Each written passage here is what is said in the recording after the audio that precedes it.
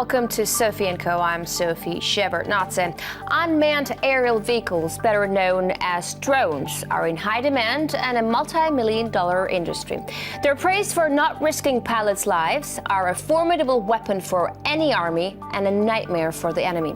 But also loud are the voices who label them unaccountable killing machines and demand their ban.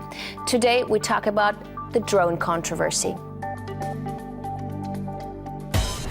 Removed from the battle zone, hidden in the desert, miles from the bullets. These pilots fly their aircraft from the ground, hitting targets they see on a computer screen. How much more than a video game is their mission? Are they trigger happy? Do they realize they actually take somebody's life?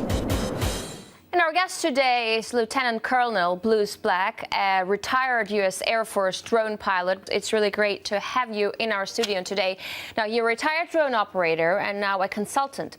And you've said in one of your interviews, I've heard, that the time it took you to get from your home to work, to your box from which you were actually carrying out the missions, that was just enough time to put on your game mask, game face. What exactly does that mean? Well, it's the transition from I guess what you would consider civilian life to the military life, and in particular for Predator pilots, because you are living in a civilian atmosphere and not surrounded constantly by the military, by the wartime mentality. It's an important transition.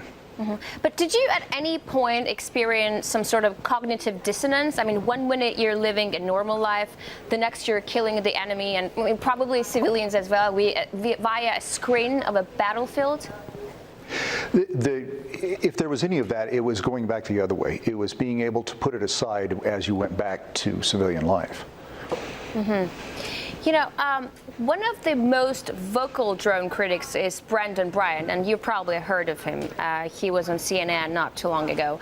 And he spent several years as a drone sensor operator. Now, he believes that drone technology is very dangerous because it removes the natural psychological fear of kill.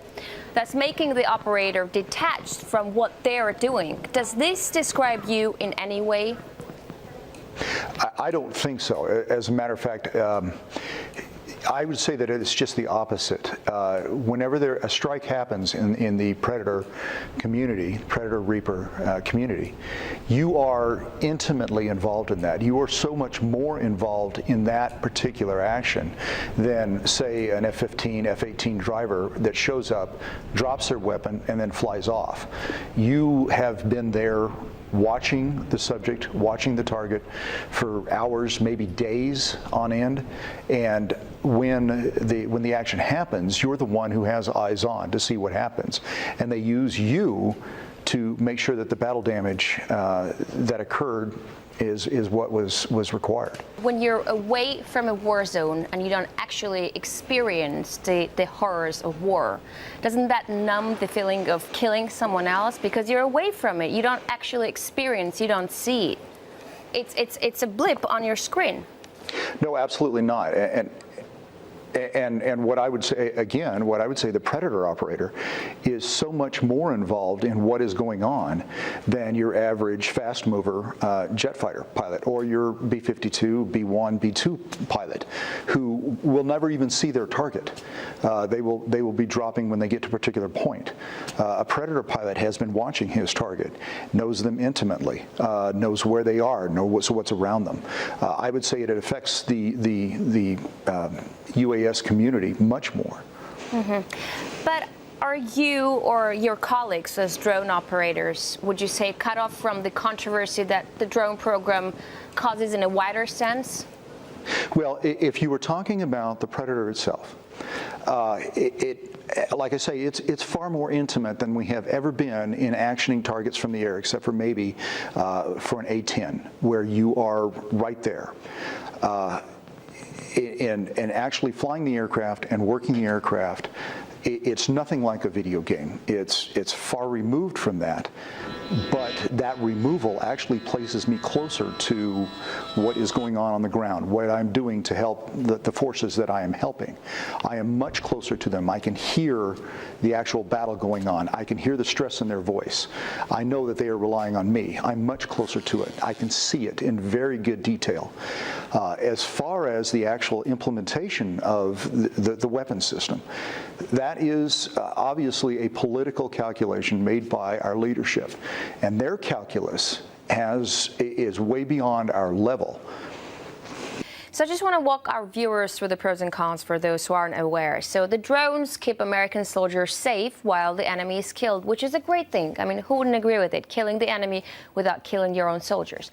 On the other hand, innocent civilians die at an alarming rate. American think tank, the Brookings Institution, for instance, says in Pakistan, for every militant leader killed, 10 civilians also die. Then you also have the United Nations, who is even concerned that this might contravene international law. Do you consider the other side of the argument at all? Well, there's 2 points there again, and you're probably talking about the Amnesty International. You're heading towards the Amnesty International report. I have not seen their evidence, so I can't intelligently say that the 2 particular strikes that they were talking about had happened or not happened. So I have a tendency to believe that, based on my own experience, that those figures are excessively inflated. I have seen, and me and my colleagues have jumped through many very, very restrictive hoops before we are allowed to employ, to the point that we have actually done damage to blue forces because we weren't allowed to employ. The one incident in Pakistan that Amnesty International talked about, I don't know their evidence, but a lot of things happen in that area that are unintended and not caused by the United States at all. For example, I personally watched a bomb emplacer blow himself up, and I don't know whether or not those 2 incidences happen to be from a strike, or did they happen to blow themselves up, or was there something planted on the ground that lady happened to walk over and trigger? I just want to clarify something. When I ask you these questions, I just want you to know that no one doubts the initial intention being for the greater good. Because once again, who wouldn't want to kill an enemy without having your own soldiers die? But the truth is, it's not only the Amnesty International, but other think tanks as well, and other organizations that have proven extensively that when the concept of drone is put in place and it starts to operate, it entails repercussions. It entails grave consequences that aren't dealt with. Do you know what I mean?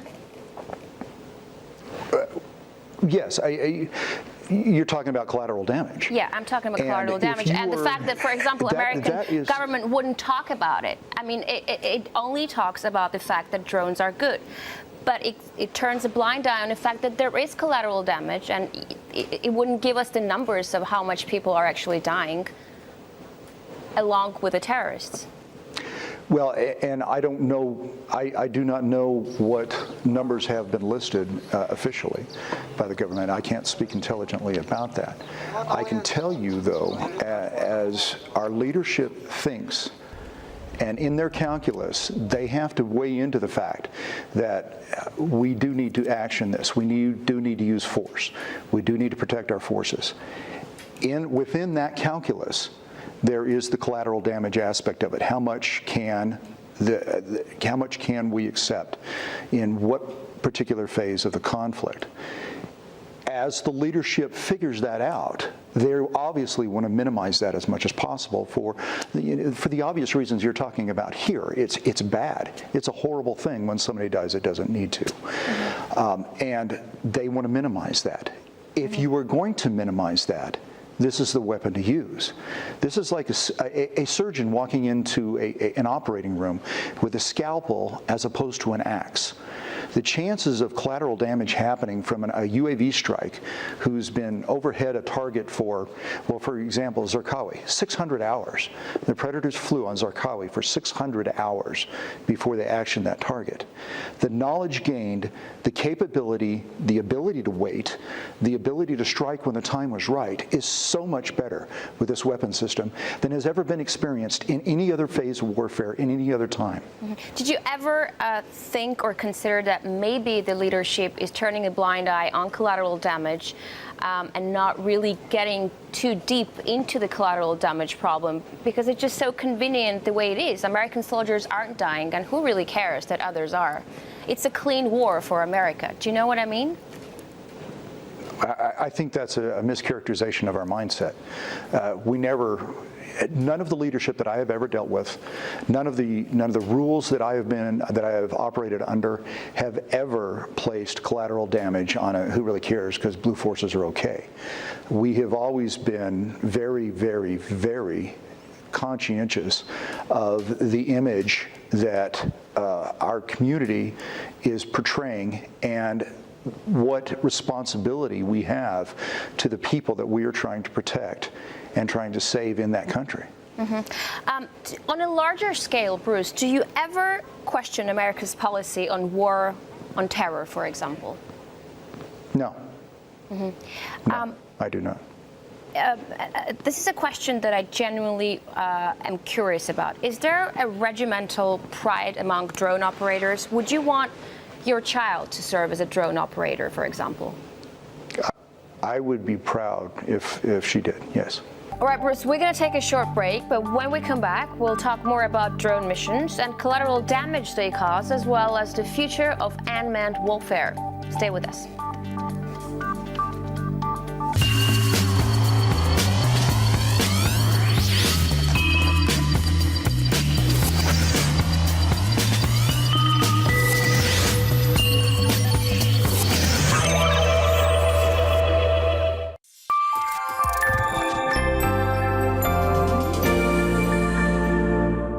Wealthy British scion Zach Wilson, investment activist.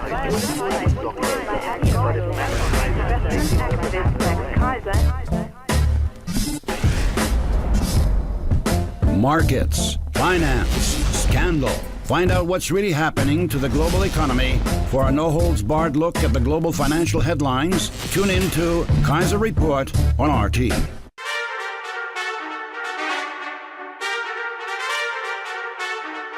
If you're thinking about an alcoholic drink associated with Russia, it's probably not going to be wine that springs into your head. But they've been making it here on the Black Sea coast for more than 2,000 years, and there's an industry which really can compete with the best the rest of the world has to offer. I've come to meet some of the people growing the grapes and to see if I can find out the secret to the perfect plonk.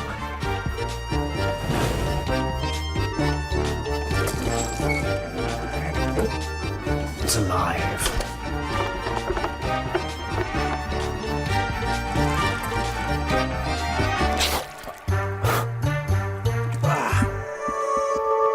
Oh, very nice. Oh, that guy running? Like what, dude? Fire, shot, fire, they're taking fire. War is probably the most complex and difficult of human activities. Looking good. This bud's for you. Uh-oh. That's all right, he's dead too. I think the phenomenon of friendly fire probably extends back to the invention of gunpowder. I just killed a bunch of people, you know. Yeah, but we don't know which ones they are. They're friendlies, they're U.S. people. Ready? I'm ready. It's filming.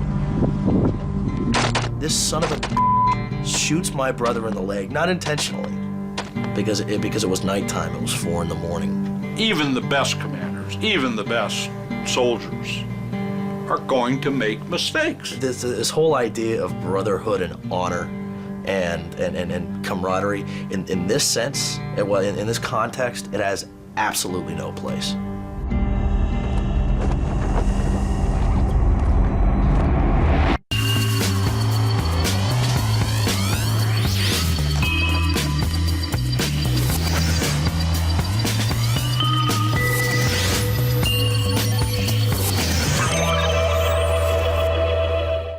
Welcome back. I'm here with Lieutenant Colonel Bruce Black, a retired U.S. Air Force drone pilot. Great to have you back.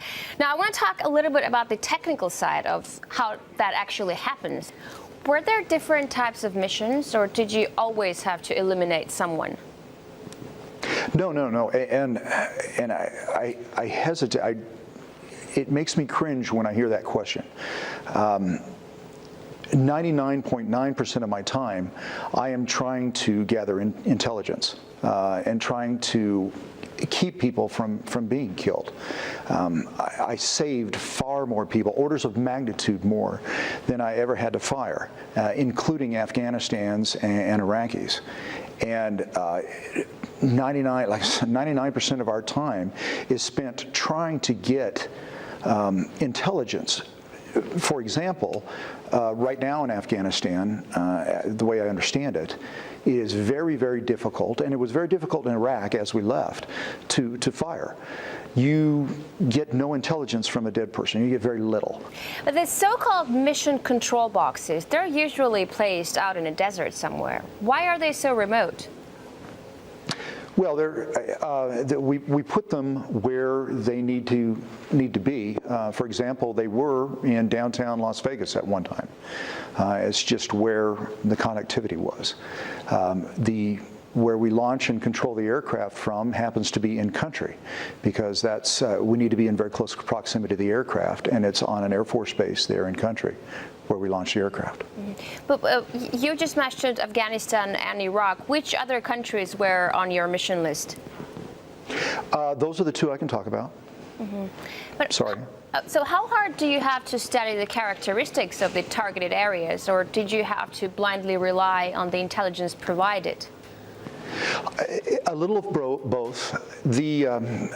What we used to say when I was on the Unmanned Aerial System Task Force is the only thing unmanned about UASs is that little piece of fiberglass on the end of a very long trail. For example, for every Predator cap, it takes 175 people to make it happen. For every Global Hawk, it can take up to 400. And most of that are people behind the scenes, working the intelligence, working the IT, working the communications. And oftentimes when I would step to the box or replace somebody in the box on a mission, I had a lot of data on what we were doing. Like I said, we'd been sitting on them for days, weeks, trying to figure out where people were going and what they were doing. Sometimes we would show up in the middle of a firefight and not know a thing, and be trying to build a picture at that point. How much is shared about the purpose or specifics of a mission? I will know a fair amount about what we are doing. I may not know the individuals. If it's data that I need to know, in particular, he drives a blue car with a sunroof, that they will tell me that, and they'll tell me who it is that we're following. Sometimes there are missions where I go and I wait, and I may not know why I'm waiting there at that particular time. So you've said that 99% of your missions are monitoring, and then that 1% is maybe eliminating someone. When it comes to that 1%, are you the one who decides when to pull the trigger? And that varies with the phase of war that we are in. Early in the Iraq and the Afghanistan war, it was much easier to loose a weapon. And you always worked with a ground crew. I might be following a convoy. If they came under attack, I would work directly with the ground controller, and he would tell us where he needs help. He would say, look up that arroyo, we're taking fire from that arroyo, and I would tell him what I'd see, and then he would clear me hot, and the decision was on me for when to fire. As the phase of war changed, those restrictions became greater and greater and greater. We could not loose weapons, and towards the end of our occupation in Iraq, we were weapons tight. It took an act of the president to say, yes, that's somebody we need to strike. Because again, you don't need to be killing people. You need to be arresting those people and getting the intelligence from them. How do you know a terrorist from a civilian? Or does somebody else decide it for you? Well, it's usually a guy pointing a weapon at somebody, or a guy digging a hole in the road, or in a field somewhere implanting a 105 millimeter shell with a wire attached to it. Actually knowing whether somebody is a terrorist or not comes from the intel that is gathered in many, many, many places and fed to us. We never action somebody just based on their shape. We don't do that. That's just not what we do. Oftentimes, I would see somebody carrying somebody that looked like a gun, and we wouldn't do anything because he was just carrying a gun. People have guns over there. We won't do it. We don't just walk around and kill people. Oh, no. I'm not saying you just walk around and kill people. I'm saying when it comes down to pulling the trigger, how are you 100% sure that that is the person you're looking for, especially in a country where everyone is carrying guns? You know, a terrorist is not always wired up with explosives. He could be just walking around with a gun like a peaceful civilian who is also walking around with a gun. And this is a black and white screen after all, and you can't really see too well who is who. Well, and two misconceptions there. One, it's only black and white when we're looking at them in infrared. And it's not just little figures. I can see how many fingers somebody is holding up, depending on how close I am flying to the subject. So we also have a very good day camera. But I'm not making my decisions on who to action based on what they look like. I do want to get a little bit back to the civilian casualties. I get your position, because you think the numbers are greatly exaggerated and there haven't been, in your opinion, enough proof to actually talk about them. But we both agree that there are civilian casualties. So when that happens, is someone ever held responsible for that or not? Yes. So how does that happen? They are. I gave an interview earlier, and they asked if I'd ever seen an incident like that, and I couldn't remember one off the top of my head, and I thought about it later.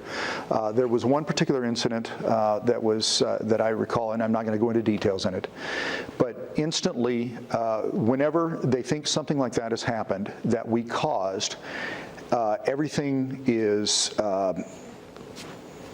and I don't know how they do things in Russia, but like we do here in the United States, everything freezes that has to do with that particular incident, including the GCS and all the tapes, and everything is frozen and kept as evidence. And then a separate group, not in that squadron, somebody from somewhere else, comes and reviews the evidence and reviews everything that's going on, both on the side of the Air Force and on who we were supporting. If it was a special operations, or if it's Army, or if it's Navy, then that team will be put together and they'll do a regular investigation. Does anyone go to prison, or is anyone suspended? They could be suspensions. Yes, they could go to prison if it was willful. Does something like that happen? Is there ever a willful thing? I don't know of any. I don't know that I would know of somebody that had just decided to loose a weapon and kill someone. I would doubt that, because there's just too many people watching this. There's 175 people watching what you do, and everything you do is being recorded. So some cowboy is not going to get in a Predator and go gallivanting around Pakistan killing people. Now, I know the military keep records of targets terminated during the missions. Do you know the approximate number that you've helped to eliminate, terrorists or people of your targets? I do. Okay. Is this something that actually, gives you force to go on, or is this something that you don't want to think about? It's something I put aside. It's not something, you don't sit in the bar and count the notches on your gun. You don't, and anybody that does needs to be talking to somebody with help. It's not a proud thing. Mm-hmm. It's something you have to do, and you do your job. Mm-hmm. But you won't tell us the number, would you? No. Okay.